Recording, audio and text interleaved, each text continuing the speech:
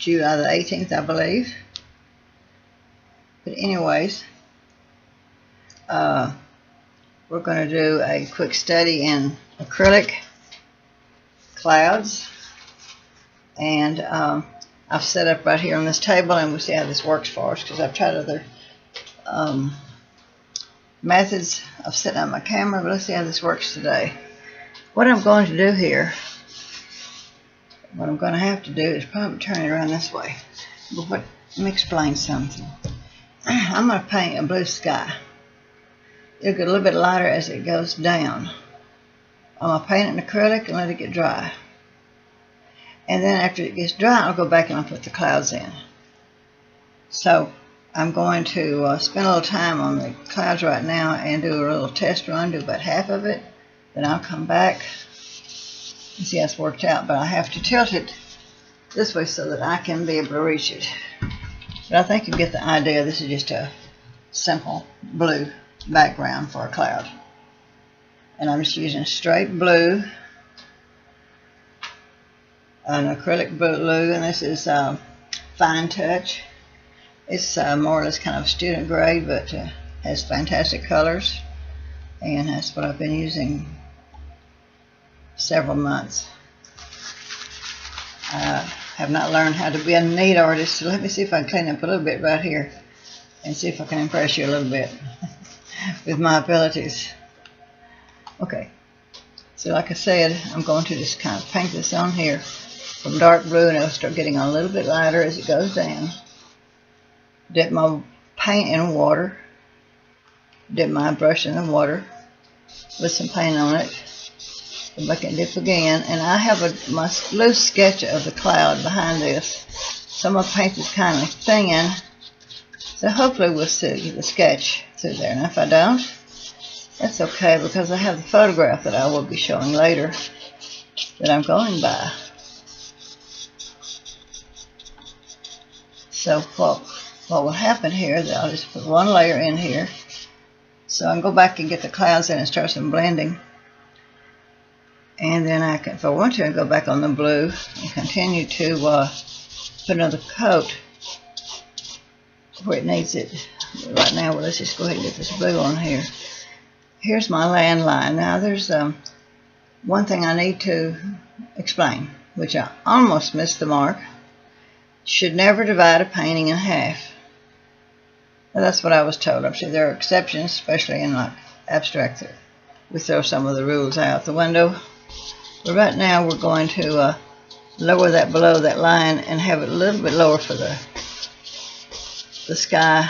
Will go about this to about this place, and then I have not decided what the picture will be about. This is a study in clouds, and the classes that we've had have the students have struggled with the cloud, and actually I did too when I started. But it's one of the first things I wanted to do is, I don't know why I wanted to paint clouds, paint the sky, because I thought they were so pretty.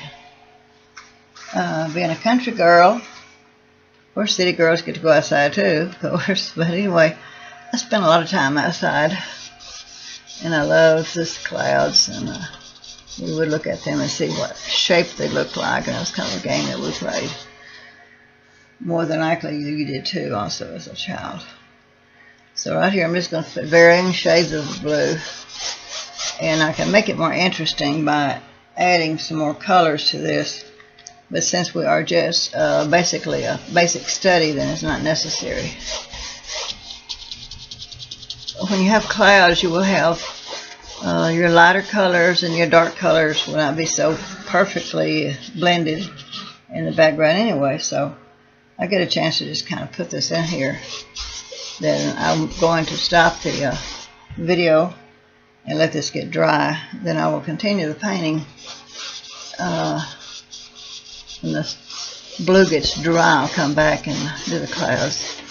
So you get just enough.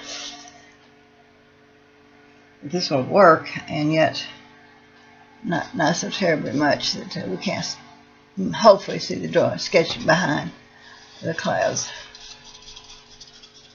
Now clouds, or the sky, should be pretty smooth. And you see that you see some lighter colors in here, but that'd be part of the cloud anyway, so that's not a bad thing to have. So I just kind of randomly dip my brush into the paint. And of course I'll wrap the color around the side in a little bit. I will do that.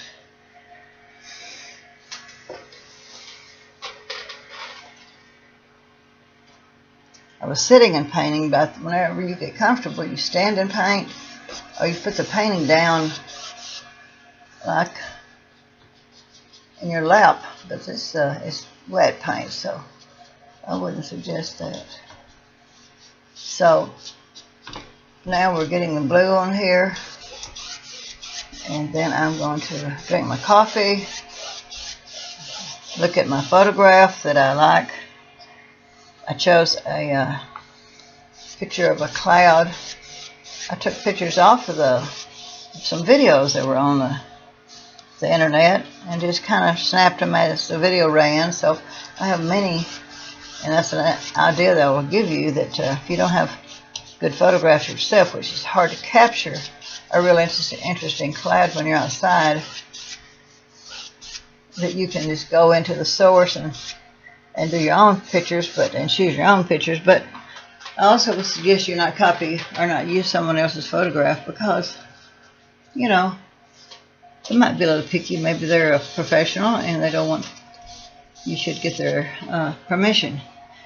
But if you're looking at a video and the video is moving, so it's made by an individual or whoever, maybe even in a commercial, the picture that you snap from that video should not have a claim of ownership, because it's just as the cloud is drifting through the video that you are taking pictures of it. So, and as you paint it, of course, it's not going to look exactly the same, but we need to use a picture to look at the light source, shadows, and those things.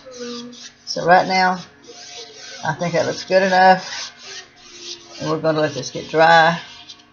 Then I'll be back with you in a few minutes. Thank you.